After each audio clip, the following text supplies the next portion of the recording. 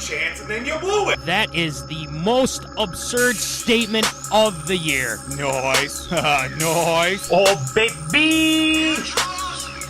I'm in my zone. I'm feeling it.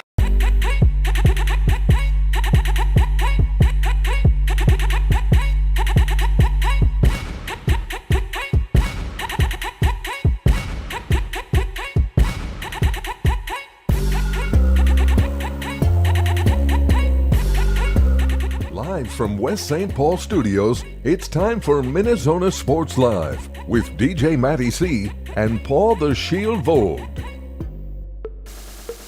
And this is MinneZona Sports Live. We are back, yes! Episode 232. Wow, that's just a lot of episodes, a lot of seasons. But without further ado, I'm your host, DJ Matty C, a.k.a. Matt Callahan, a.k.a. Callie, a.k.a. Matty C, etc., etc., etc.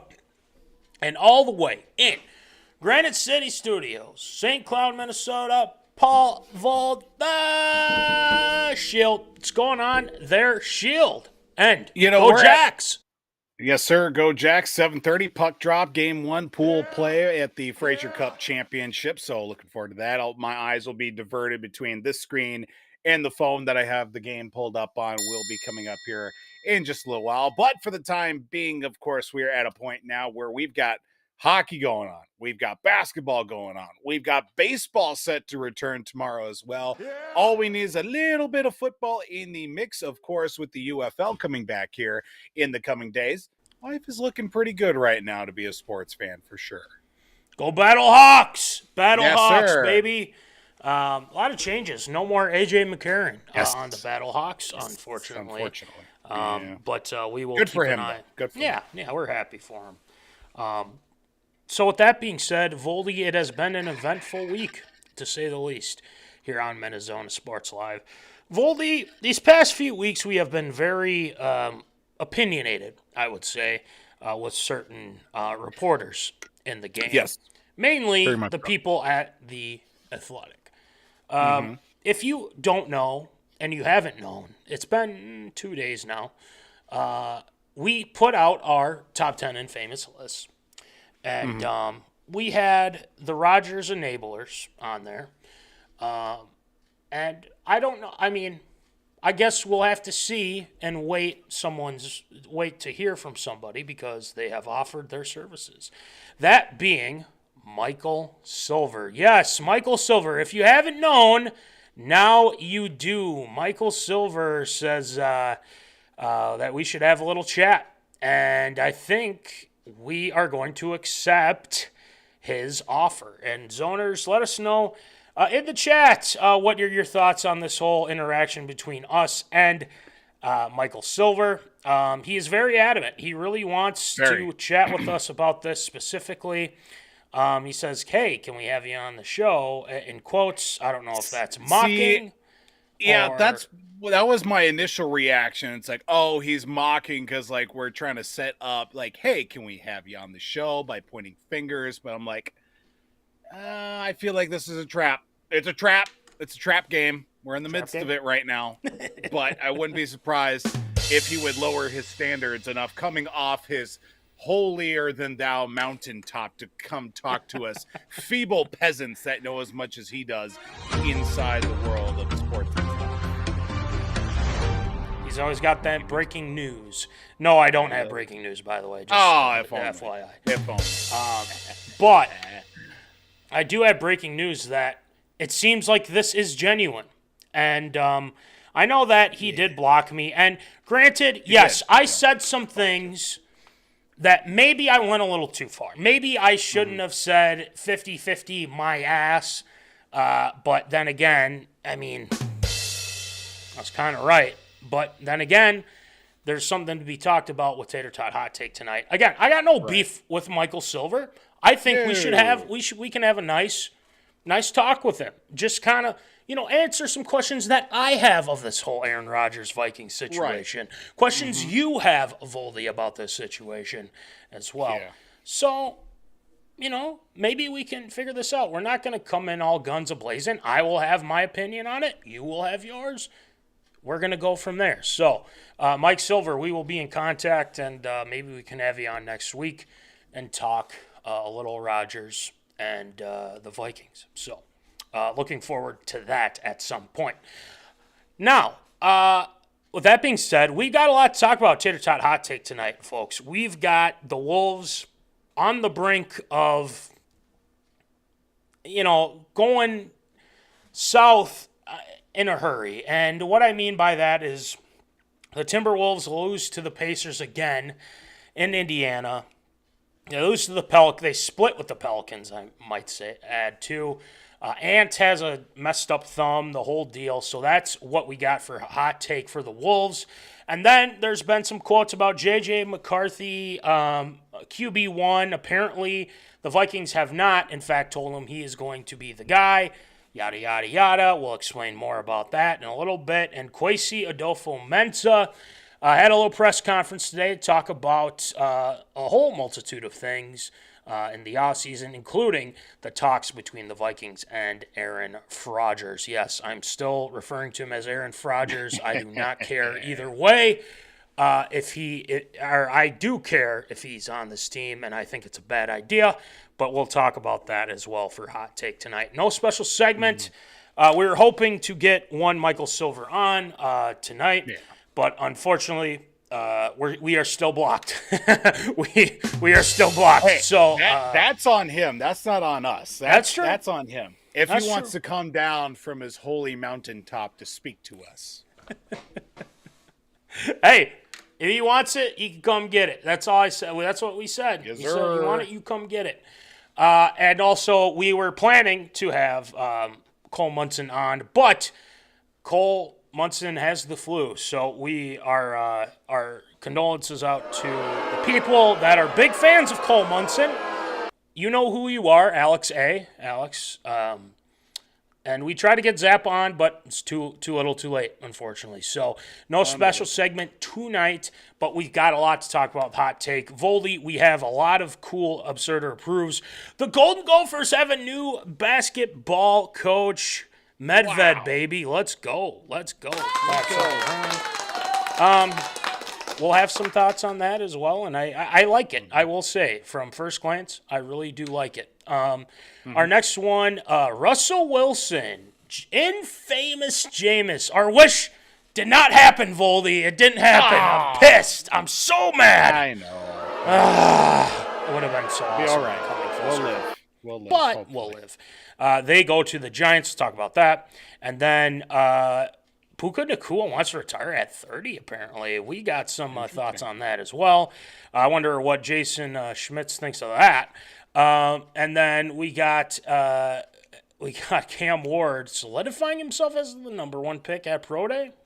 We'll talk about that. Maybe. And then to round things off, we have Later and Rocker in the Rangers rotation. So we'll talk about that as well. And then Shield shoutouts tonight. You know the deal with Shield shoutouts. Good luck to our Lumberjacks. I am repping the Jacks tonight Yes, sir. as well. They'll have their game at 7:30, I believe, Voldy, if that is correct. And we will be chatting about, we'll give you updates, live updates for our Grand City Lumberjacks and whatnot. So, with that being said, Zoners, we got a lot to talk about.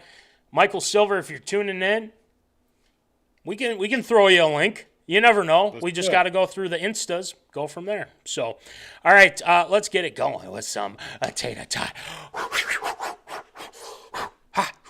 Hot Take. Fresh out of the oven, it's Tater Tot Hot Take.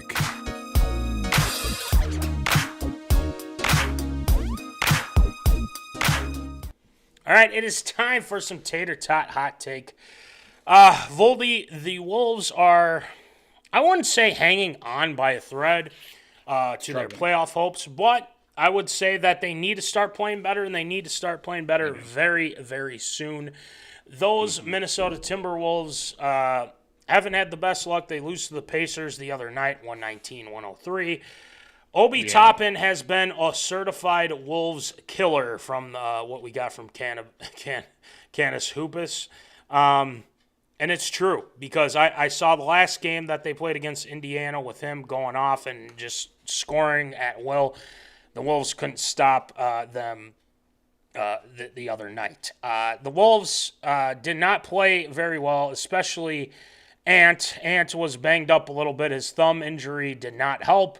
Wasn't enough for them to beat one Indiana Pacers.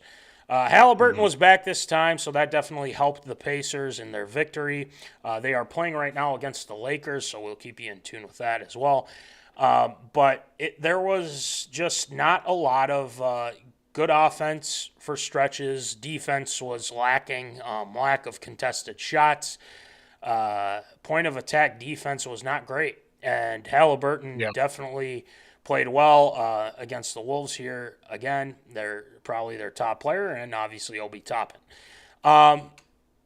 Chris Finch was actually on KFan today talking with PA about their struggles and whatnot. I'll talk about that in a second. But I do want to get the Zoners and Voldy's thoughts on the current situation with the Wolves. Voldy, let's quick take a look at their games ahead here. And we went through this last week. We did. And I know that we, we're saying, okay, these games should be easy wins for them. Like New Orleans, we were doing the show during that time, and they lose to them by 4. You shouldn't lose to a crappy team like that, but you get another shot at them, and you kick their ass 134-93. That's what we want to see. You should have done 2 in a row. Obviously, Indiana. So you look at Phoenix, another team that's fighting to stay in the play-in, but you should beat them. Detroit, Denver. Voldy, what do you think the Wolves should basically it's pretty simple. You should win and everything like that, but what are your thoughts here on the Wolves? Do you think it's defense that's lacking? Do you think that the offense needs to be better from this perspective? What are your thoughts on these Wolves?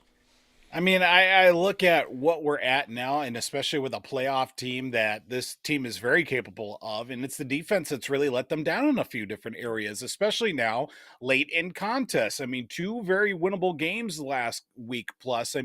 St. Patrick's Day against, Indiana had their chances to win, lost in overtime. The game against New Orleans as well at this point last week. Very winnable game, lose that one by 4 in regulation. So you take away those 2 losses right there, the Timberwolves are on a 12-game winning streak at that point, or at least double digits at 10+ at that point. Now losing 3 of 4 is certainly putting them in a very tight bind of this situation. I think the defense is starting to let things down because they're trying to make up for it on offense. And when you do that, try to put more focus in one area compared to the other, that's where you start to see a lot of things start to fall apart here. And unfortunately with the Timberwolves, it's coming at possibly the worst time for them. Let me add a couple things to this, and this is an interesting tidbit from this article too. Obi Toppin, his 3-point shooting this season, All the other games he's played in, he's 33%, 77 out of 228 attempts. Do you know what his percentage is against the Wolves? Higher. Much higher. Yes. 72%, 13 of 18. Dude, He's making it rain on us, man. It's crazy. But I will say, and I want to give the Wolves a little bit of the benefit of the doubt on this. They did play very good defense on him when they played in Minnesota the first time. And he just made the shot. And it's not like they got beat bad. But to your point, Voldy, it's defense. And that's exactly what Finch said to PA today on KFAN. And he said it's on the ball defense, and, it's tough to, go up against offensive players nowadays, especially the free throw merchant himself, Shai Gilgeous-Alexander. But again, thank you. This is kind of one of those things where it's like you got to play better defense. You got to get pressure on these guys. You can't let these role players as well have uncontested threes because they could get hot and you can't stop them. Obi Toppin, I don't know what they have to do to to fix this, but I think Chris Finch and the coaching staff needs to figure out a way to contain a guy like that. But they don't have to worry about Indiana until the finals, for goodness sake. I mean, since they are in the Eastern Conference, and we are rooting for a Indiana win over the Lakers because the Lakers are still fighting for playoff seeding. And they're up by 3 right now, Indiana, so we are rooting for Indiana in this sense. But, again, this comes down to them playing good defense. Now, I think another issue for them has been turnovers. I did notice the other night that Naz Reid had a couple. Hold on. Acknowledge your tribal chief first, Naz Reid. Acknowledge your tribal chief. We acknowledge you as our tribal chief still. But I think he would agree, our tribal chief would agree, there's been some turnovers, some bad turnovers that he's had, but he has bounced back from those by hitting shots, hitting from the arc and whatnot. Naz Reid is still the tribal chief, and we still acknowledge it. That's all we got to say there. So I think it's turnovers these past couple games as well. You can't depend on certain players all the time, like Nas, like Ant, like like guys that have an off night, especially when Ant is off with his thumb. I think they should have been a little bit cautious this game and just kept Ant out and just let these guys kind of go from there. I know it sucks having your star player out, but you know what? If it's going to affect how they play, then that's a problem. So, I mean, when you look at how he played in that game, it wasn't great. And Naz Reid was their leading scorer with 20 points, our tribal chief. But after that, there really wasn't much to write home about with this Wolves team because Julius Randle only had 9. Jane McDaniels, when he's off, that's a problem because he only had 6. Gobert had 16, and Ant only had 17. And then the plus minus, he was negative 24. That is pretty bad. 1 of 11 from 3, 7 of 19 from the field. I would have just said, let's give him the night to just kind of rest and get that thumb right. Don't know what happened with his thumb, but they got to do something about that. So, this upcoming game against the Phoenix Suns is very key for them. And they need to kind of right the ship a little bit, play better defense because, KD's not going to make it easy on you. I think he's kind of been more inspired each time that they've played against the Wolves and wanting to, beat Ant, Ant vice versa. But I also want them to, understand, like, you still have a shot to get out of the play-in. Voldy, last night, remember how everyone was saying, oh, this is a Jimmy Butler revenge game for the Warriors against the Heat? And what did the Heat do? Smacked him right in the face. His little stupid face. And Oops. And people were hoping, they're like, oh, Jimmy's going to get him back. No, you got smacked in your face, and that's disappointing, to say the least. So they need to take advantage of the opportunities in front of them right now. They have to, because if they don't, you're going to be in the play-in, and you're going to be going against Sacramento, which I think you should do okay against. They're kind of sneaky. The Suns, you never want to count them out. And the Clippers, they're not that good. You should beat them. They're not that good. So if the Wolves get the 7th seed and have to take on the Rockets, I'm cool with that one. And I'm not saying the Rockets are bad by any means, but again, the Wolves could play out of the play-in. So if you see the Lakers start losing games against these tough teams and everything like that, this is good news for them. So the Wolves aren't out of it by any means. So that's why these next few games for them are very key, and they have to capitalize. You cannot lose these games, and they're not going to make it easy on you. Obviously, we all know that, but it's just going to come down to them playing defense. It's that simple, because Detroit's not going to make it easy on you. Denver isn't. And after that, you have Brooklyn and Philly. You should win those games. If you lose those games, we got a problem. We got a big problem. Milwaukee's kind of just, I don't know what the hell they're up to at this point. Memphis is already starting to, solidify their spot. And then, you end the season with Brooklyn and Utah. Get on a roll here, please, for the love of God. So, Voldy, at this point in time, I feel like I think it's worthy to ask this right now, because, we know what the Wolves are capable of. We know what they can do when they are on point on their defense and offense and whatnot. Voldy, how do you foresee this ending for the Timberwolves? Do you see this as they're going to be playing the play-in? Are they going to get the 7th, 8th, 7th, 8th seed? What are your thoughts? What do you think the Wolves will do here towards the end of the season? What seed do you think they will get? And if they have to play in the play-in, what do you got? Right now, I kind of look at it.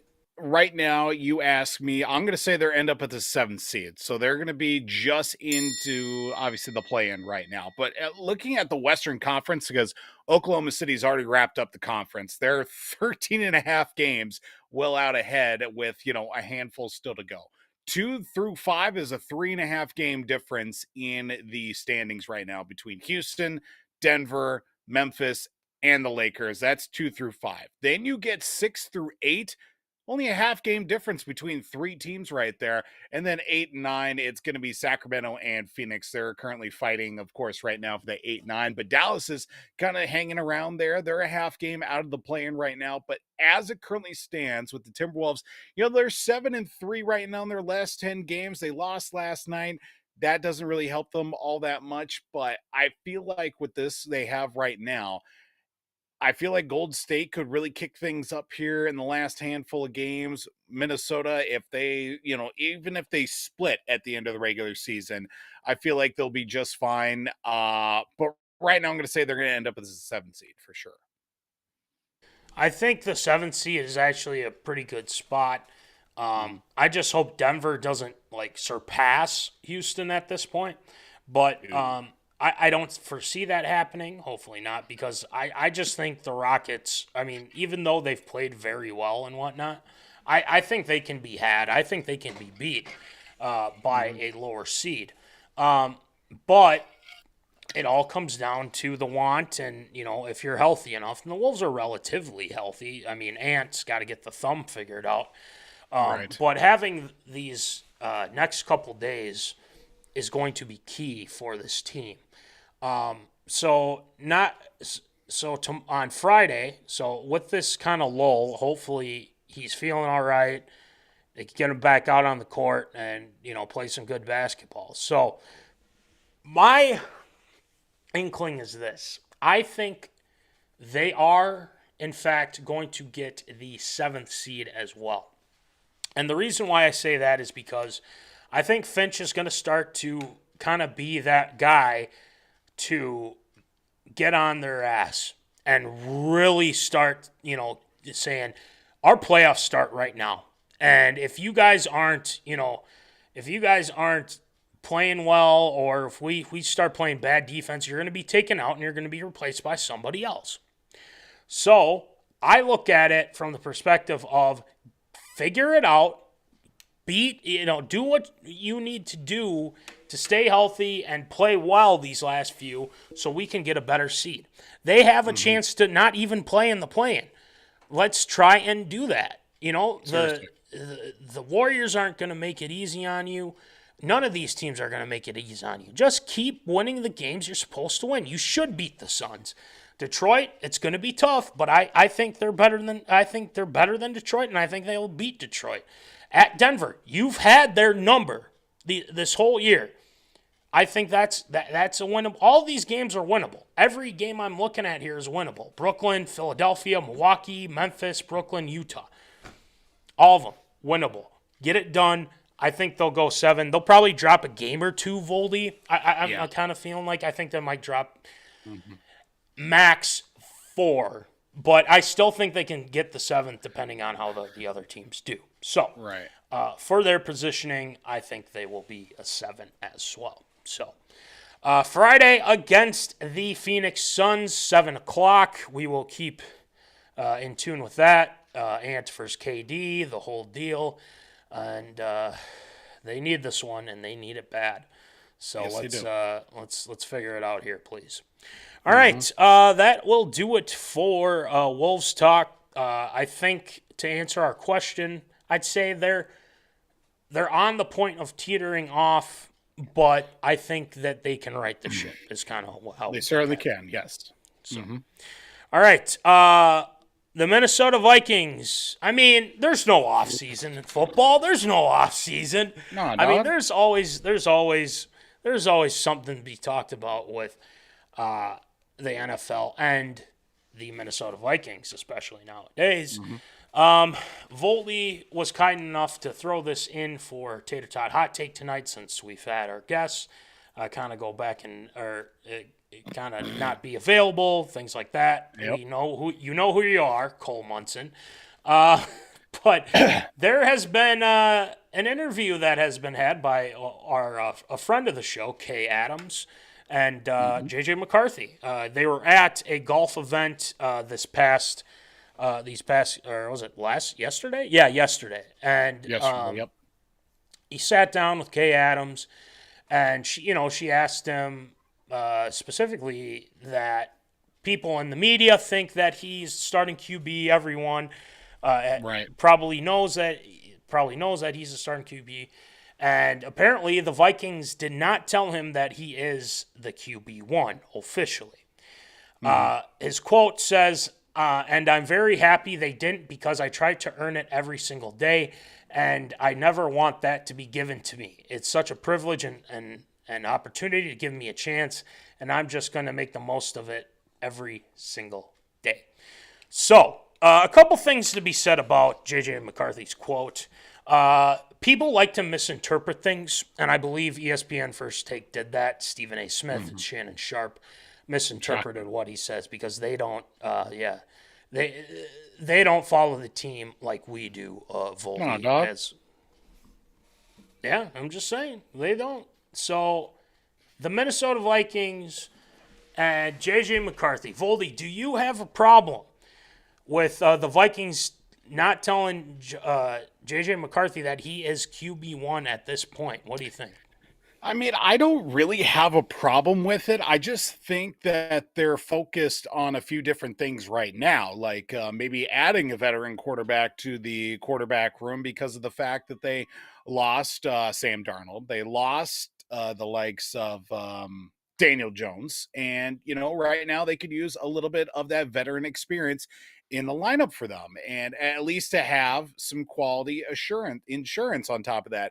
I feel like it wasn't on purpose that they haven't told him that he's quarterback 1. I think it's just like they're ultimately focused on trying to bring in some free agents, and they're just probably more focused on JJ going through the rehab process, which again, I have no problem with. It's just funny how it's just like, I mean, they haven't, like, I'm sure the quote directly saying, I mean, I haven't heard or they haven't said anything to me. I'm just going through my thing. And when we get to OTAs, training camp, then we'll go from that point. There's still a lot of things to happen between now and, kickoff for the regular season. But I honestly don't have a problem. I'm sure there's been discussions through texts and, a couple phone calls here and there, but I'm not openly worried about it.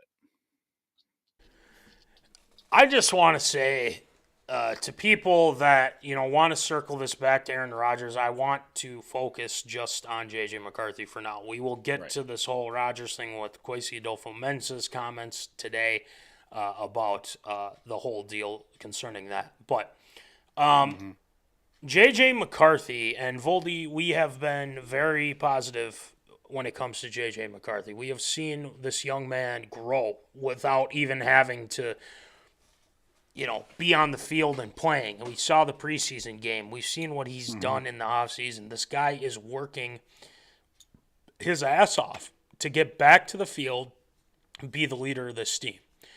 The one thing that I like about this quote is that he's basically saying, I want to earn this, and I think I can, prove it to them that I can. For people that don't follow the team and don't see what this man does on a day-to-day basis, he talks with everybody. He is a natural born leader for this Minnesota Vikings squad already.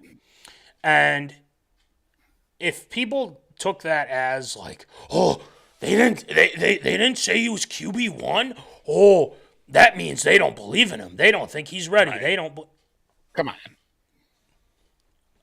on is right. I mean, this has gotten to a point where it's like reckless speculation. Oh, the Vikings are still honed in on McCarthy being the guy, but technically they're not because he says that he's not. Blah blah blah.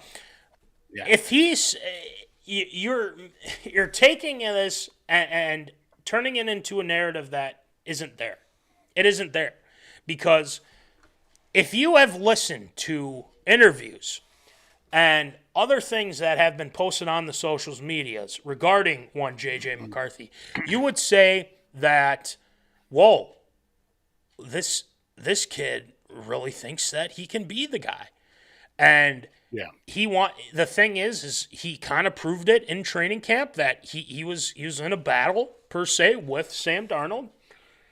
And some said that he could have been QB1 starting week 1 as well. Right. So the whole Darnold thing, kind of goes to bed, and we don't experience it, which was great. Don't get me wrong, we loved it. But now you have a situation where you're coming off an injury, you don't know what to expect with this guy. He says he feels 100%, and let me tell you, in that interview, he's bulked up. I mean, people are so worried, like, oh man, he looks so skinny and everything like that. What has he been doing? What do you think he's been sitting and just, twiddling his thumbs?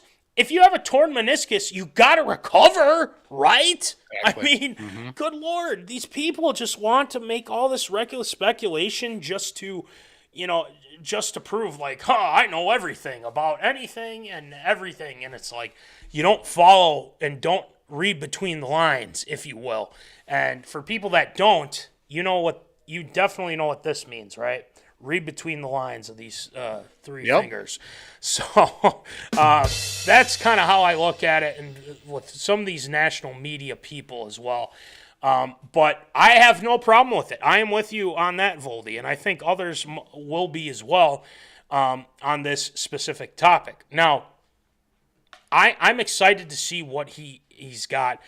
But Voldy, just when we thought it was over, it really isn't. Because we'll talk about this in ARA too, but the Giants are out of the running for Aaron Rodgers.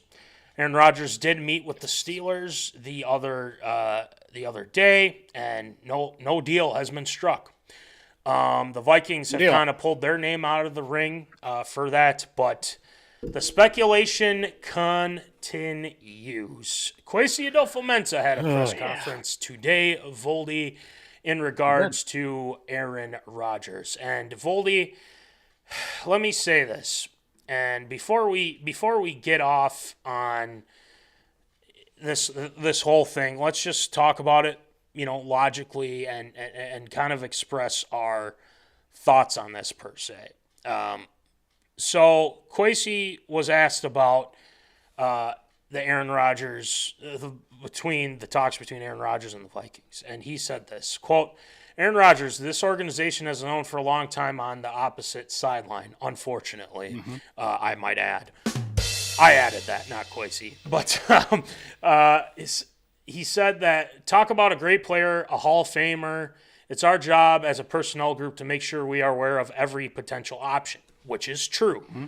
That is accurate because, again, we never said they weren't interested. I was saying that they had talks just to see if this were to work, how would this go? And then he said, again, we're trying to make sure we solve scenarios we don't know could possibly happen. Now, he did confirm, too, that Kevin O'Connell did have talks with Rodgers as well. But I will add, and I think this is interesting quote, too. He did say from all those conversations from a list of names, which a lot of quarterbacks they talked to, and maybe an order and an intentional plan on how to best solve for things. A player like Rodgers, he's always going to be in those conversations. So that's confirmed. But our own delineations at that time, we're happy where we're at going forward. Right now, we're happy with our room.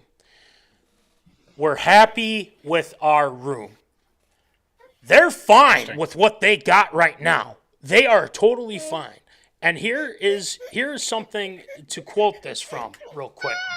As we welcome Tate into the fold, how I look at it is this specifically. This quote tells me that, look, if he wants to join us, and we've laid out our plans, we've told him what we want and what we want to see, and let's see how this plays out. Okay? This is kind of how we're going through it, and if you don't like it, then don't join. Don't care. But if you want to be on this team, you have to follow by our standards and how we want to conduct this team. So, with that being said, Voldy, I ask this of you. What do you make of Kwesi's comments about Rodgers? And just to clarify, he met with the Steelers on Friday as well. This past week. So, yes. So, Voldy, what are your thoughts on Kwesi's comments here? What do you got? Well, before we get to those said comments, puck drop is underway. Granite City and the Louisiana Drillers are underway from the Recplex down in St. Peters, Missouri. Joe Clements is on the call, actually, for that game, too. So they just dropped the puck there. Granite City, the elected home team, going with the all-whites look to start off tonight. So look forward to that. But getting back to the comments, I see a few things with the comments from Kwesi. I think obviously the big thing coming down to it, he's just doing his due diligence. Obviously, you want to look at any possible way and any possible free agent to say, okay, say we did get Aaron Rodgers or he had interest in coming. How would we make this work? What would we do to do this? What's it going to take? Obviously do that. But saying that we're happy with the room that we've got, I think is another interesting comment because, obviously you're going to be putting your full vested interest in the quarterback you drafted in the first round last year coming off injury, how that's going to play off, especially with the media too, and especially a guy that hasn't thrown meaningful passes in the NFL in his career. I think I'm definitely not upset by said comments, but I think there's definitely something could go into it. I'm interested to see how they take from these comments if they do bring in a quarterback into the room, or how they take what they've built off of from this offseason and apply it into the draft as well. Obviously, we've stacked up some guys defensively, add a couple of pieces offensively as well, bringing some guys back, some new guys into the locker room too. How are you going to build off of that going into the draft coming up here next month? I find that is going to be very interesting. Well, one thing I want to add with that too is if the Vikings go out and get a Ryan Tannehill and or Joe Flacco, these conversations need to be done. Absolutely has to be done. And I'm talking Sooner than later. And I'm talking to Diana Rossini. I'm talking to you, Mike Silver. I'm talking to you, Chase Daniel. This needs to end. Now, these comments are, some people are saying, oh, I guess Diana was right. They were strongly considering him. Where does strongly considered come into this, into his comments? None. They considered him. Not strongly considered is we offered him a deal and that's how it goes. This to me says we talked to him. This is what we expect. This is what he asked of us as well. That's where we left it at. And guess what? We put out that report to Tommy P to say we're moving on for now, whatever you want to put it as, because that's what they feed off of and everything like that, just to hold on to those little crumbs of information, just to hold and put in your pocket. And to me, and this is just Aaron Rodgers, and I don't think this is not anything pertaining to the reporters that are involved with this or anything like that, but I think Rodgers is sitting at home and his little blanket or walking in the beach with his ayahuasca and whatnot. I think what's happening is he's waiting for an injury to happen or something. Oh, yeah, I really think so. And they're just like waiting. They're just like, oh man, if McCarthy gets hurt, this is perfect for the Vikings to go out and get him. They're just waiting and they just want to, he wants to get right in there and, go from there. I think. And this is probably far. This is just speculation. And again, don't take what I say for granted here, but I think Rodgers is scared of McCarthy. I think he might be scared of McCarthy. Look, why hasn't he made a decision? If the Vikings really, really wanted Rodgers, they would have done this deal by now, and this would have been done. Why has it? Why do they say, oh, Rodgers is waiting on the Vikings? They're waiting on KOC. Then why hasn't a deal been struck? You didn't want to go to the Giants. The Steelers, him and Tomlin together, butting heads. I think that's tough. They want him, but Rodgers doesn't want them. Rodgers wants the Vikings, but the Vikings don't necessarily need or don't really want Aaron Rodgers because they believe in one J.J. McCarthy. So, I think, and this is just pure speculation, I think he might be scared of McCarthy. I think he might just say, well, this is my opportunity. Because after the Vikings, Voldy, who are they? Who do you think he can go to right now? Nobody. Right now, nobody. Giants are like, yeah, we got the hint. Steelers are like, oh, please, Aaron, please sign with us, please. And he'll just be like, oh, I don't want to sign with them. And the Vikings are just like, look, buddy, we don't want you as bad as the Steelers, all right? We like what we got with JJ, and, we're going to go from there. So if they sign a backup quarterback in these next few days, which I think is possible, but this could go to the draft. You mentioned it, Voldy. So I think this could go on for long unless Rodgers gives in and just says, all right, Steelers, I'm coming. And then I want those reporters to we're going to have a chat. And we might even have a chat next week with Mike Silver. Who knows? Just to get more information in regards to that. So hopefully this kind of puts things to the side. But for now, it's still an open discussion until this is over, until Rodgers decides on what he wants to do. I, for one, don't want him here. I've been very clear on that. You've been clear on that yourself, Voldy, that you feel the same way.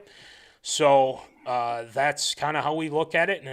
And again, it's nothing personal. It's just business here on MinneZona Sports Live in regards to Aaron Rodgers. So, Voldy, oh, wow. Well, I spoke too soon.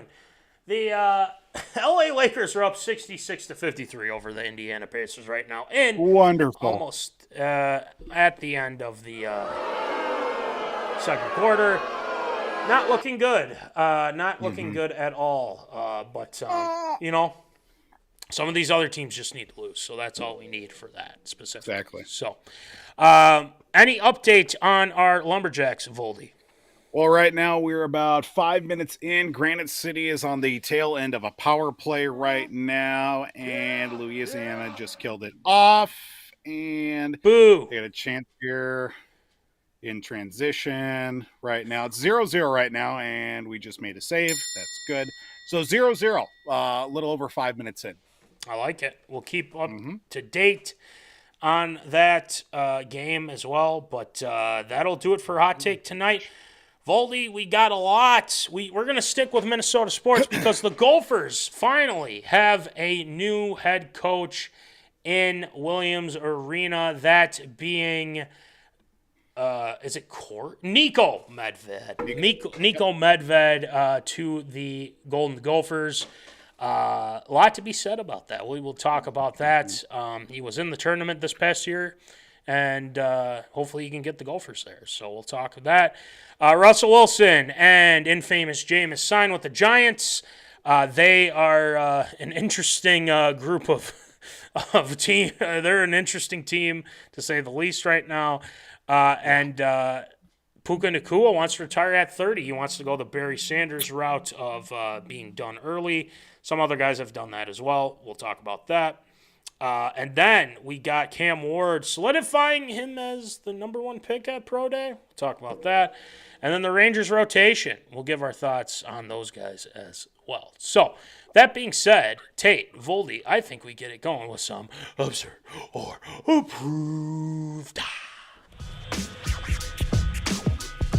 It's time for everyone's favorite segment, Absurd or Approved.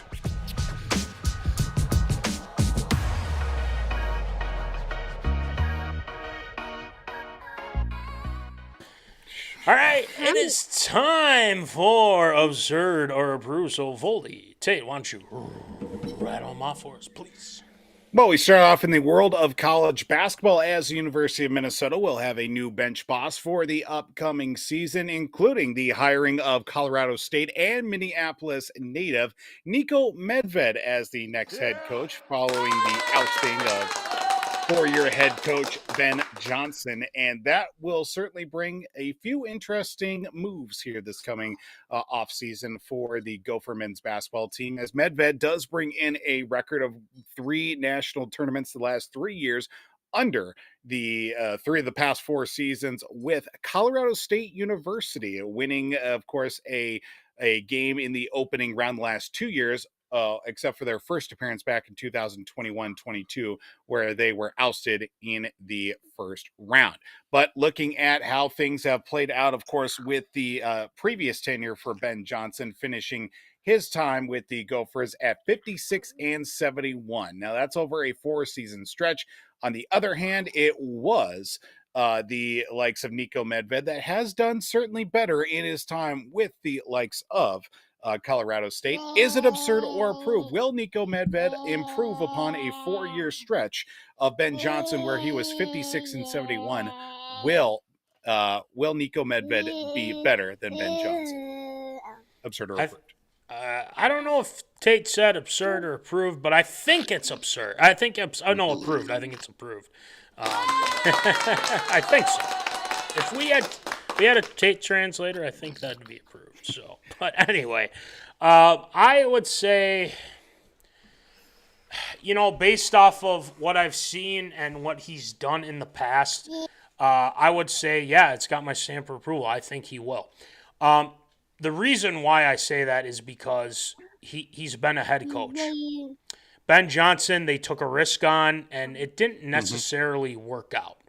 I think it was a multitude of things. I don't think he didn't have a lot of help with the the athletics department and just the university in general. But I also think that Ben Johnson didn't do the best job of getting in these in-state recruits. Now I know it's overblown. I know people say, well, the Gophers have never been able to do that in the tenure here, but I think it's important. I think you need to start changing that narrative in order to do something with said coaches. And I think with Medved, him being experienced as a head coach in the NCAA, and also knowing the great state of Minnesota in itself, student manager, the whole deal, as well, assistant coach. I think this is I wouldn't say a match made in heaven. I would say more along the lines of this was the right play for the Gophers. And I think he is going to really help this squad a lot. And let's not forget, Colorado State was one missed call away from moving on to the next round in the Sweet 16. Exactly. So this is a great deal for the Gophers, and they moved quickly. Don't get me wrong. After that, I'm sure Mike Coyle was on the phone. And again, I think Mark Coyle's at fault for some of the mishappenings too.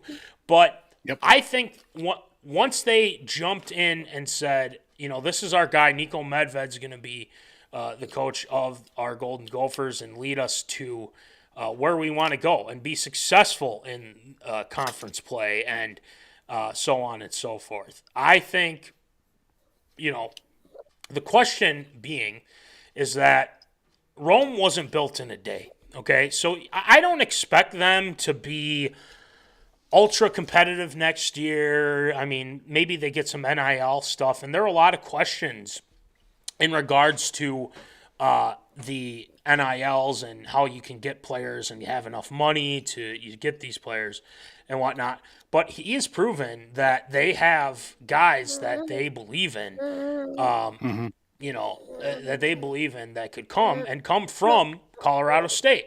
So this was a very good. This is very good to have him come in as head coach. I like what he. I like what he brings to the table, and I think this is a great match for the Gophers, as well as taking down Memphis in the NCAA tournament. I think if they have a lot of success with Medved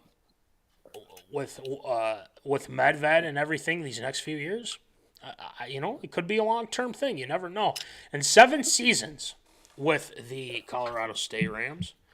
143-85. That, my friends, is a very good winning record. So, that being said, it's got my stamp of approval. I think he's going to do better than Ben Johnson, and it's no shot at Ben Johnson. I just think at this point in time, this is the guy that is a perfect fit at the right time. So, Voldy, what do you think? It's definitely got my stamp of approval. I definitely like what Medved has brought, especially with Colorado State. Getting them to the tournament has certainly been a big thing for them. And just, that with the current state of college sports, and especially college basketball, I mean, he's coming to Minnesota. I'm pretty sure he's going to bring some of his guys with him. I just hope that he also brings a couple of his coaches with, which does include one of his assistant coaches, March Madness legend, UNI alum, Ali Faroukmanesh, believe it or not, is one of his assistant coaches. So hopefully maybe he'll make his way to Minneapolis or not, or maybe he'll get his own head coaching job somewhere down the road. But I definitely can see a little bit more success. Nothing against Ben Johnson. I mean, you could probably look back at this and maybe another head coaching opportunity down the road somewhere for Ben Johnson, maybe at the D1 level, maybe at a smaller school at the lower levels. But I feel like there'll be opportunity for him somewhere down along the way. And, I have no problem with the overall opportunity as we get a little bit of action here. Sorry, the Lumberjacks just had a golden chance to score, and now we see some stick swinging going on, but nobody's getting a penalty, it looks like, unfortunately. But getting back to the point here too, I definitely like the hire. It's definitely got something. It's all about what have you done for me lately, and Medved so far has done a lot lately with getting his teams to the national tournament and obviously having success at that level too.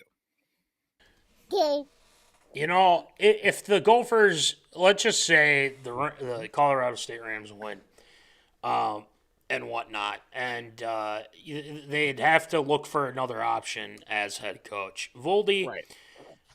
I might have a suggestion, and this is probably, I don't want to speak for this person or anything like that, but I just, for some reason, we've seen, teams like this go far in the tournament, pass first round, and do well. Let's look to a Division II coach. Brad Bigler. What are your thoughts on that? If the Gopher, that'd be my choice. You think Brad would go for it? You think he'd go for it? It'd be my choice. I think it'd be very interesting. I wonder what Tim Miles is doing nowadays. What's old Timmy Miles doing? Actually, that's a great question because I just found out he is head coach at San Jose State, I believe. Yeah, Tim Miles is doing quite well. He's the head coach over there, doing well. So I think Tim Miles is former SMSU coach, which is kind of crazy in itself. I mean, Redfield, South Dakota native. Tim Miles, yes. So good for him. We're happy for him. He definitely knows his stuff as well. But I'm just saying, Coach Biggs, you know us. I mean, that'd be awesome. I'd love to have Bigler as the Gophers head coach. That'd be awesome. So, but we'll have to wait longer because I do like what I see from nikomedved and whatnot. So we like it. All right. Next one, Voldy. Well, we head to the world of the NFL and off-season signings that continue to stack on top of one another. And one team that has been very active in the signing department of quarterbacks and is definitely quarterback needy, that has included the New York Giants, which has made some news as of late over the weekend. They did sign long-term backup but former starting quarterback Jameiswinston to a deal that definitely exemplifies money being of a backup role. But most recently, that taking place here as of yesterday, the New York Giants did reach a 1-year, $21 million contract with $10.5 million guaranteed to former Super Bowl winning quarterback and journeyman as of late, Russell Wilson. He will be making his way to the Big Apple. Very interesting how the weekend and early week has panned out for the New York Giants, and now includes, of course, with Russell Wilson, Jameiswinston, and Tommy DeVito in the quarterback room. Now, it does bring up a couple of things with the little bit of back and forth play that we've seen out of Russell Wilson the last couple of years. Very modest second half of the season and productive, to say the least, with his time in Pittsburgh last season. And, of course, Jameiswinston coming in the tail half of the season for Cleveland to put up some numbers at that same time. Is it absurd or approved with the way these two teams, these two players have played in recent years? Is it absurd or approved? Will we see Russell Wilson at one point get benched this season in favor of Jameiswinston? I got to say, Voldy, what a mess in New York. Yep. And I don't say that, just because of the guys they signed, because honestly, I was hoping for infamous Jameis to be the backup in Minnesota, just because our show could have been full circle. But who knows? We could work on. I know you have a connection there, and we could possibly get infamous Jameis at some point. You never know. So, but in regards to that, I like the Jameis signing just to kind of have some. I was gonna say stability, but I don't think that's the right word for this specifically. I would say more of it's the signing that you want for a backup. And I think that's the best way to describe it. Now, the Giants, I think we're hoping for, one, Aaron Rodgers. I mean, wouldn't have to move really because, the Giants are right there in New York and everything like that. But I think the Giants kind of were like, okay, he doesn't want to come here. We we can take a hint. Bring in Russell, $21 million or something like that, 1-year deal. Yep.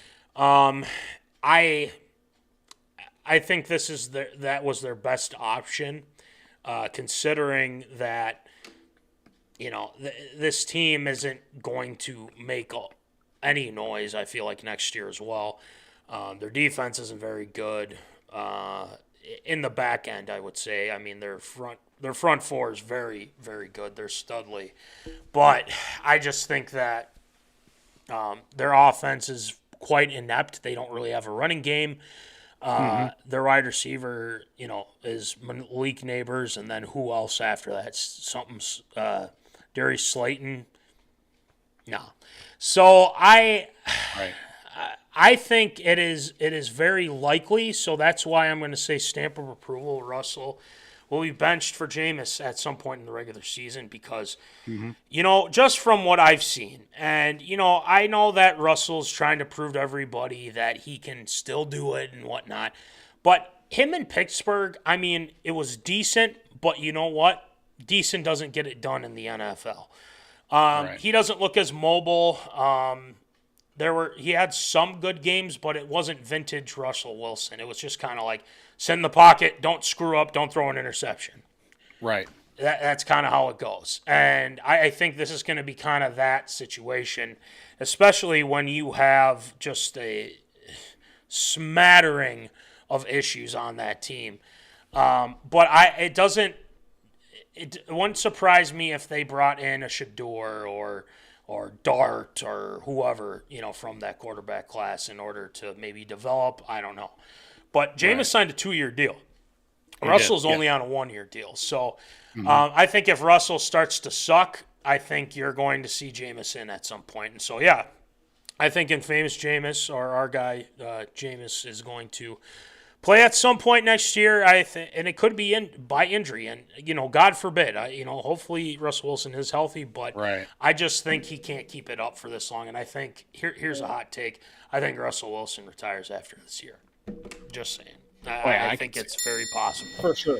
So I will say stamp of approval. So Voldy, Tate, what do you got?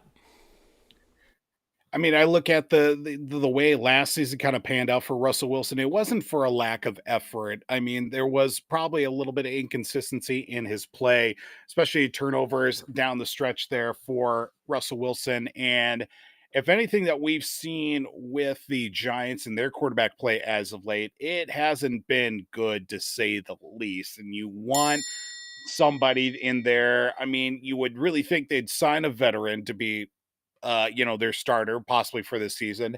Use that pick that they have very high in the draft to maybe draft a top talent of a very low quarterback class that people have thrown out this year. And it is certainly something to make note of. Now you got 2 veterans in there. You still have Tommy DeVito. I mean, he's still good enough to be in the league, even though his overall play isn't, otherworldly, but it is enough to at least keep him on the roster. You get a guy like Jameis and he is certainly, he's a vibes guy, if you will, say these days. He is a guy that you want to put in as, kind of a motivator. He is a solid backup to be in the mix, ready when he is called upon, and to be, ultimately a guy that you can look at in an impossible situation. Russell Wilson still trying to hold out and be that number 1 guy for New York in one way or another, to at least continue his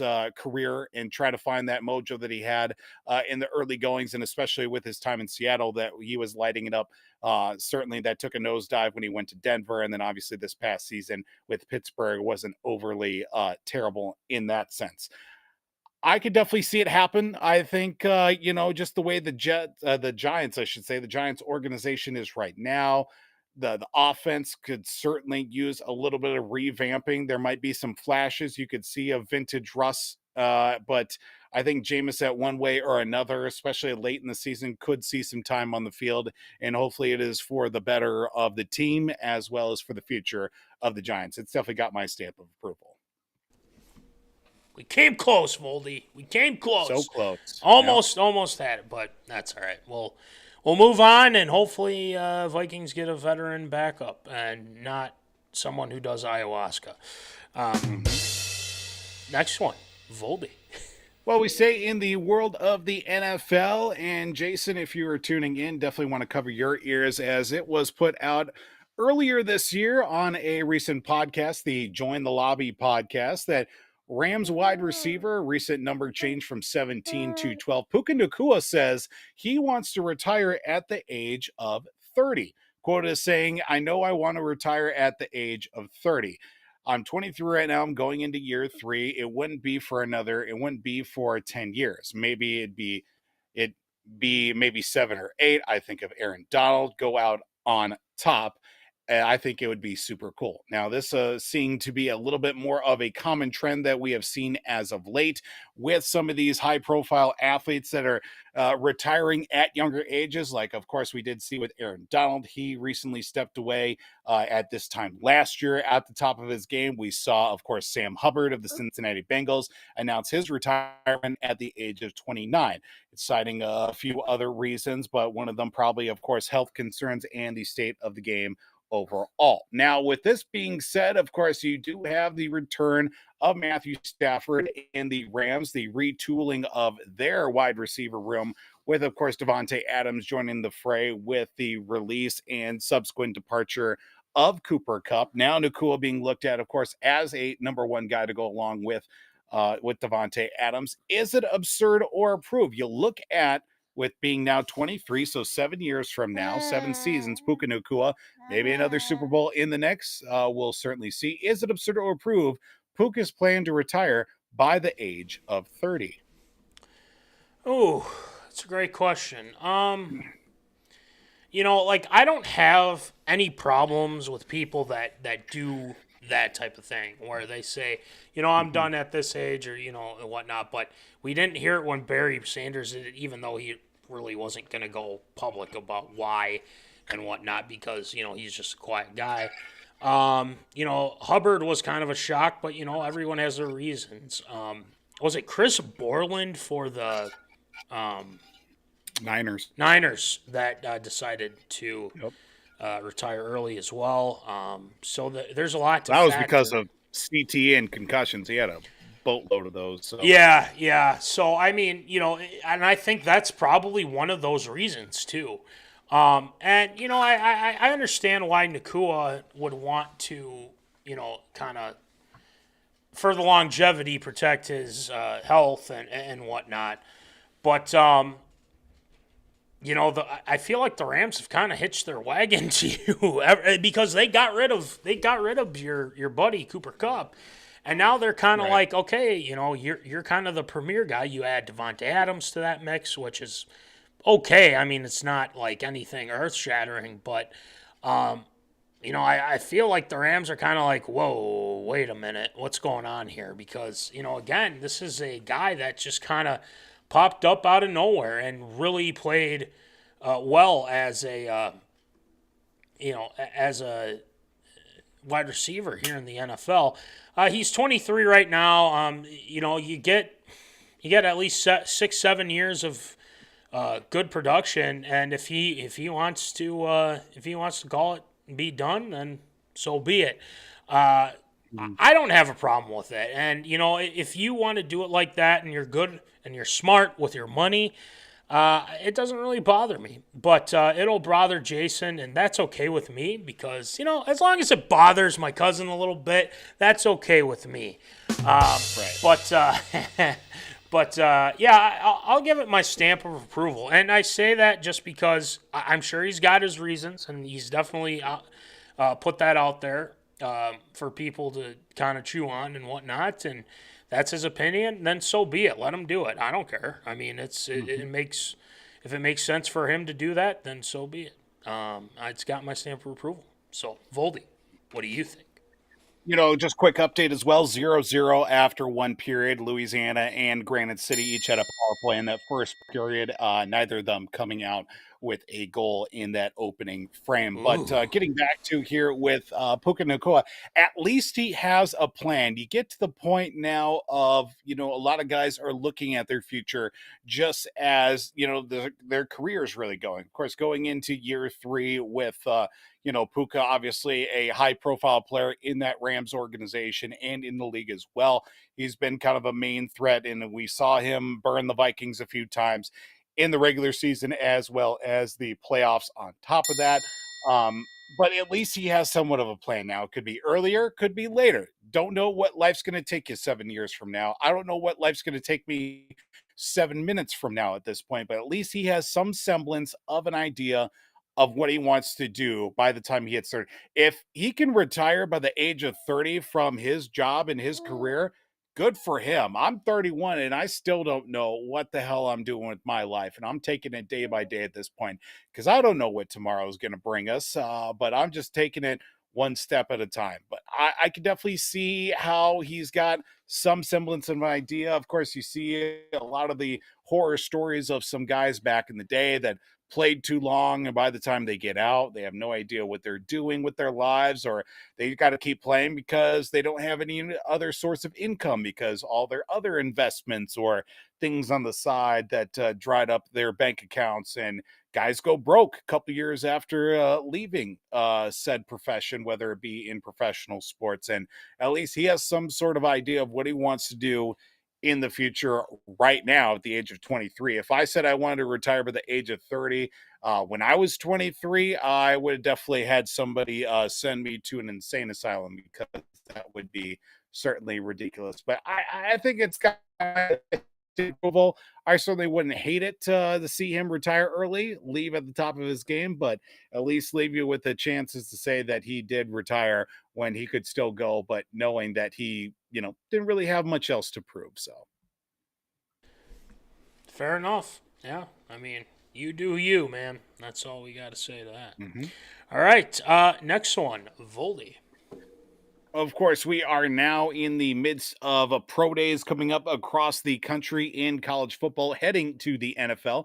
One pro day held earlier this week was at the University of Miami, and potential first-round quarterback, first overall draft pick, quarterback Cam Ward, as he said that he believes that he solidified himself as the top overall pick in next month's draft. Of course, the full contingent of the Tennessee Titans that do hold the number 1 overall draft pick were in attendance, of course, with the University of Miami Pro Day. Now, of course, the numbers do speak for themselves after 3 different schools that Cam Ward ended his career at the University of Miami, becoming the all-time FBS and FCS combined leader in passing touchdowns, the former of which was held by Case Keenum. Not bitter about that at all. But with the confidence that you see, Cam Ward slowly starting to pull himself away as the top quarterback in a draft class that is a little bit lower on talent. Of course, the battle between him and Shedeur.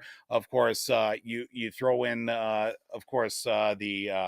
the defensive lineman or the defensive end linebacker from Penn State, whose name escapes me right now. And then, of course, you throw in Travis Hunter into the mix as all potential first overall draft picks. But with what we saw out of the pro day from Cam Ward and his confidence coming into it, is Cam Ward, absurd or approved, going to be drafted number 1 overall by the Texans in next month's draft? Absurd or approved? Abdul Carter would be Abdul Carter. Thank you. I was going to say Carter, then I thought Javon Walker from Georgia. Yeah. He's been a guy that's kind of been thrown in there too, but yes, Abdul Carter. Thank you. Yeah. Abdul Carter, I think, is going to be a beast in the NFL too. But in regards to Cam Ward, I don't disagree. And the reason why I don't disagree is because I feel like this is probably the most pro-ready quarterback out of all of them, and it's no knock to Shedeur. I just think that he needs some time, and I'm just gonna say it. He needs a little bit more maturity before they make any moves, to say the least, and especially of what we have been hearing, especially from the combine and other things and meetings, that he was, kind of a kind of a dick, I will say.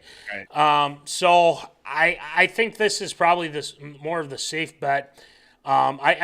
You look at the Titans. I mean, Will Levis isn't the guy. I mean, it's that simple. He got benched for Mason Rudolph. Rudolph is gone now too. I just think this is kind of a good match for them just because I think Brian Callahan, and yes, I know he's got the same last name as me. Is he related? I guess we'll have to find out. But the main thing is that you need a high-quality quarterback in order to lead your team. The Titans are kind of going through it. It's going to take them a little bit to get back to where they want to be as one of the top teams in the AFC and everything like that. I don't think it's going to happen next year as well. But I think if you add around Cam Ward and you're able to add to your defense as well and add some more weapons, there's no more Derrick Henry, obviously. There's really not anybody, to be honest with you, back there as well. So I would say, for this particular one, I would say it's got my stamp of approval. This kid's got it, and I think he's the most pro ready. Do I think it's going to translate to the NFL? I guess we'll see. I mean, this is a pretty, compared to other QB draft classes, this one's not the best. I mean, it's just there's not a whole lot out there. It's kind of slim pickings after Ward and Sanders. Dart is okay, but I don't know. We'll have to see. So, yeah, it's got my stamp of There's approval. one guy I feel bad for in all this. Whatever happened to Quinn Ewers? True. Yeah. True. Because he was for sure, can't miss, hit product. And, I've yet to hear his name be mentioned at all through this whole draft process. Nothing. And if you would have told me 2 years ago, I mean, this guy, everybody would say, oh, yeah, he's going to be a first-round draft pick. Not a peep out of Quinn Ewers or anybody talking about Quinn Ewers. He might not even get drafted. Who knows? He might be a late-round guy. I don't know. Hey, develop, see where it goes. I mean, Tom Brady, late-round guy. Just saying. I mean, not saying he's going to be top, but, I mean, there's been success in later rounds. So, I'd say it's got my stamp of approval. So, Voldy, what do you think? I mean, I could definitely see the direction that Tennessee wants to go. Do you want to go Abdul Carter, build up your defense, and hope for the best with your offense? Now, they've got a somewhat decent core young group of guys there in Tennessee, but you need somebody that's going to be able to get them the football and facilitate the movement of the ball to Will Levis. He'll move the football into the defense's hands. That's unfortunately been the way that has gone. Of course, you look at how this all plays out. Callahan, new GM comes in. They're playing with another coach's and GM's quarterback. So now, do you want to follow along that same route as being, okay, well, we want our guy. We want to draft a guy that we want to bring in and obviously build off of. You want the coach and the GM to be connected with their quarterback. You're playing with somebody else's quarterback right now. And do you want to build off of that, or do you want to stay the course and go with Will Levis, or maybe find somebody else within your team, or through, of course, through free agency or whatever is available? I see the possibility of Cam Ward get drafted because it is the quote unquote sexy pick right there. But do you also want to throw in consideration maybe Abdul Carter, things getting pushed back a little bit more? I really hope things kind of play out. Maybe Travis Hunter kind of sneaks his way down to the number 4 spot and ends up on New England. I certainly wouldn't be mad about that. A lot of other people probably would be mad about that, but that's neither here nor there. Talking about the Titans specifically, I think Cam Ward is going to be the number 1 overall draft pick. He will be in there because I'm seeing a fair amount of consideration and comparisons as well to his play and the way that he's been able to move, very similar to former Tennessee Titans quarterback Steve McNair as well. That was a guy that was very highly touted, especially out of Division I AA out of Alcorn State, HBCU, back in the day as well. But with Cam Ward, he's pushed himself out there the last couple of seasons, going from Incarnate Word to Washington State, now at Miami, and of course, now hopefully the chance to be the number 1 overall draft pick to Tennessee. I could definitely see the Titans take him number 1 overall coming up here next month. It will be an interesting draft to say the least, especially those first couple picks. So, yeah, I think he's going number 1. I really do. So, all right. Last one, Voldy. Well, we head to the world of Major League Baseball. Yes, opening day is tomorrow, believe it or not. No, we're not going to be talking about the Twins. We'll most likely hit on that coming up here next week. But we will see a couple of young and fresh faces, former first-round draft picks, in the final 2 spots in the rotation for the former world champion Texas Rangers. Now, Jack Leiter and Kumar Rocker, 2 highly touted starting pitchers out of the University of Vanderbilt, of course, teammates at one point, where, of course, they were highly sought after with, of course, their signings and also coming up through the ranks. Now, the road to the major league level for Kumar Rocker has been rocky, to say the least, pun intended there, with him suffering Tommy John and coming back after 2023. Kumar Rocker was a surefire, can't miss, a starting prospect out of Vanderbilt, and of course his former teammate and current teammate again, Jack Leiter, another highly touted player from Vanderbilt in the starting rotation, son of Al Leiter, believe it or not, the MLB analyst and longtime MLB pitcher on top of that. Now, with both of those guys into the mix there as the starters for starting rotation, I should say, opening up the season against the Boston Red Sox, is it absurd or approved? Now, I know that wins in the major league level, at least for pitchers, has slowly but surely fallen out of favor with these 2 young guys. Of course, now them getting quite possibly a full season at the major league level. Is it absurd or approved? Between Leiter and Rocker, both pitchers will combine for an over-under. Are we going to take the over or the under? 22.5 wins this season on their record. Oh, you know how I love over or under, Voldy. I'm going to go out on a limb. I'm going to say over. I'm going to take the over on it. Look, these guys are, former first-round picks. They've got the intangibles. It seems like, the Rangers are really in on these guys, and you have to be at this point in time, especially if you want to be successful at the major league level. I would say that, I'm going to take the over on it because, they definitely need it, and I think the Rangers are a team that's going to be in the mix. I'm not saying in the mix as in World Series, but I'd say they'd be up there for playoffs and everything like that. But having a solid starting pitching staff and bullpen and everything is nice, and I think these guys definitely can show that as well. They definitely have added to their bullpen and whatnot, and I think that's very important for them to have. So, I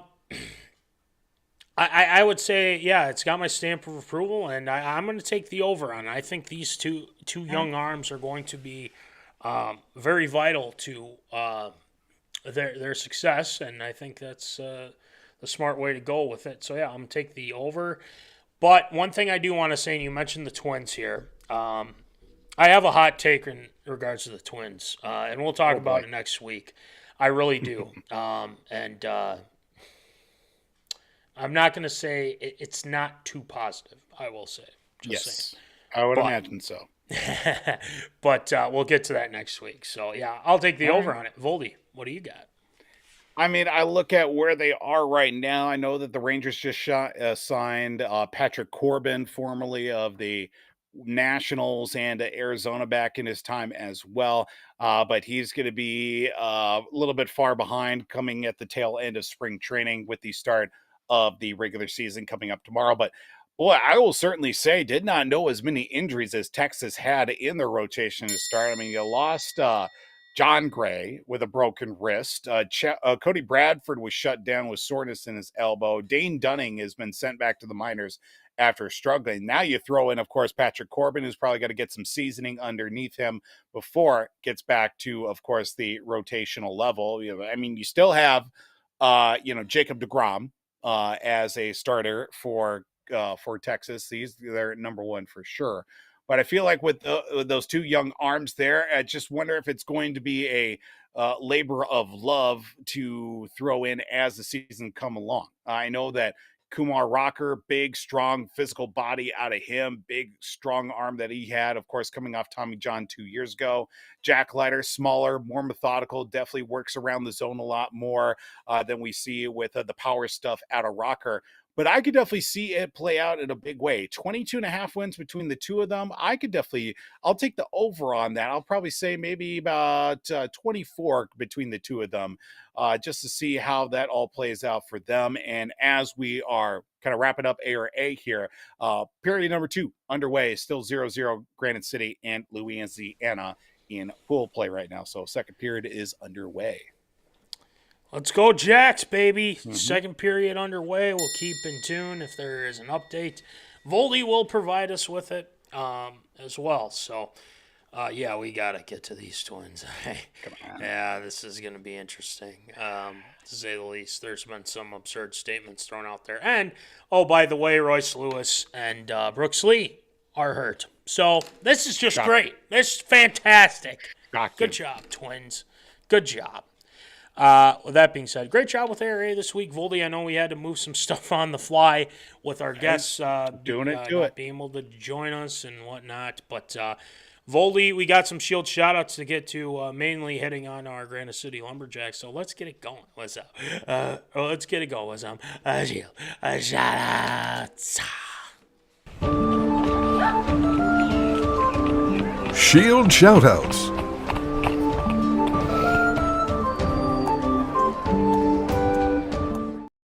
All right, Shield, who ya shouting out tonight? Of course, we have been talking about it all show as well, and a shield shout out to the Granite City Lumberjacks down in St. Louis right now.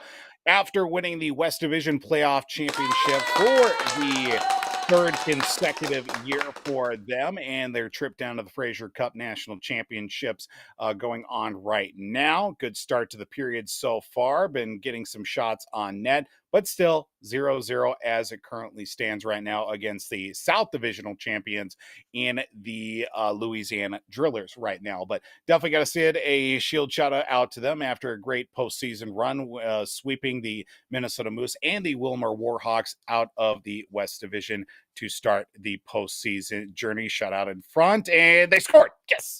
Yes, Granite City up 1-0 there. Yes. Come on, let's go. Downtown Dom Thomas to give the Jacks the opening lead of the contest. That line has been buzzing. Love it here through the postseason. Dom Thomas, Patty Danaski, and TJ Treston John Lepisto. 1-0 Granite City. Let's go here. But do have to send a shield shout out. Best of luck in retirement. Still a handful of games left in the regular season, but over the weekend in his native of St. Louis, the big rig, Pat Maroon, former Minnesota Wild player, Boston Bruins player, and 3-time Stanley Cup champion, including with his native St. Louis Blues, 2 times back-to-back with the Tampa Bay Lightning. Pat Maroon announced that he will be stepping away from the game of hockey at the end of the regular season in an improbable career that he had, a force to be reckoned with, which every team that he had played with, of course, his time in Minnesota for a brief stint in Boston. He also played, of course, those back-to-back Stanley Cups in Tampa Bay, of course, with bringing the St. Louis Blues in 2019, their first Stanley Cup. Played some time in Edmonton on top of it, but Pat Maroon will be retiring at the end of the season, and we certainly do wish the big rig best of luck here in his post-hockey career. Granite City's up 1-0. That's going to do it for Shield Shoutouts this week. What a Shield shout-out. You know, of course they score a goal right when we need it, right when we want it. And especially when Tate's starting to fall asleep there. So, hey, nothing better. Jack's up 1-0. Congratulations to them. And as well as, who was it again? Voldy? I'm sorry. I'm blanking right now. Downtown Dom Thomas, baby. Downtown Dom Thomas. Let's go. sir. So let's we'll keep an eye on Lumberjacks. Voldy, I know, is going to be keep an eye on that. I'll be watching on the socials as well with the Lumberjacks. So great job with Shield Shoutouts this week, Voldy. And yep, we're moving forward. We're going to try to land Mike Silver next week. I think this will be a very interesting conversation, to say the least. And, I think some of it could get heated, but I don't think we're going to, freak out or anything, call each other names the whole bit. But I will stand firm on my opinion. That will be very telling, to say the least. But anyway, guys, we got the merch, we got the sweatpants, we got the shirts, we got the stickers, we got the hats, the whole kit and caboodle. These bad boys, check these out.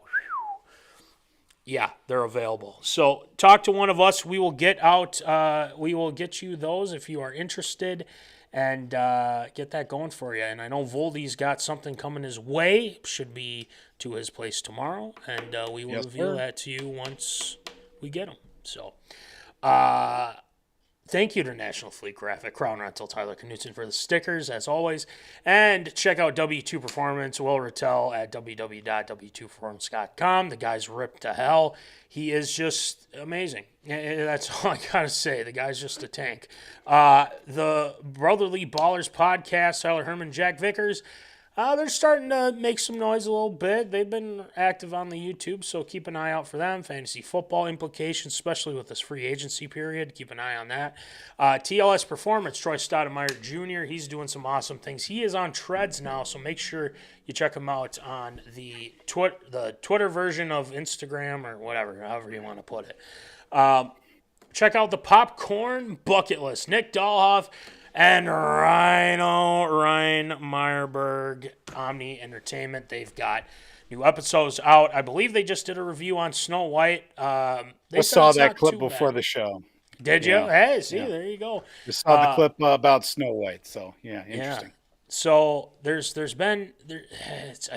lot of mixed reviews. There's been a lot of mixed reviews, but I'll leave it up to the zoners and the fans of Popcorn Bucket List on that one. But make sure you check those guys out. So that being said, we are done for episode 232. Make sure you tune in the socials medias. You never know who might show up. You never know who might show up here on this show. And we'd like to hear from you, the zoners, as well. I mean, this isn't just between us and Mike Silver, Diana Rossini. This is you guys as well. If you got questions for those guys, if you want to say who nothing on the power play. Let's fucking go. Here we go. Come on. Ty Smith, yes sir.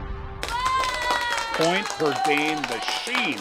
So should we just keep the show, the live stream going, just so? Because it's good luck already. I don't know. It's tough we're to tell. 5 minutes in. It's 2-0 Granite City. So I don't know. Just saying. So all the good luck to Granite City. That is fantastic. Already 2-0. Let's go, man. This is what we live for. We'll keep an eye on the score and whatnot on the socials and keep you posted. So. With that being said, that is it for episode 232. Tune in on the socials, all the updates and news as well. So, without further ado, remember, as always, folks, keep in the zone. Holla.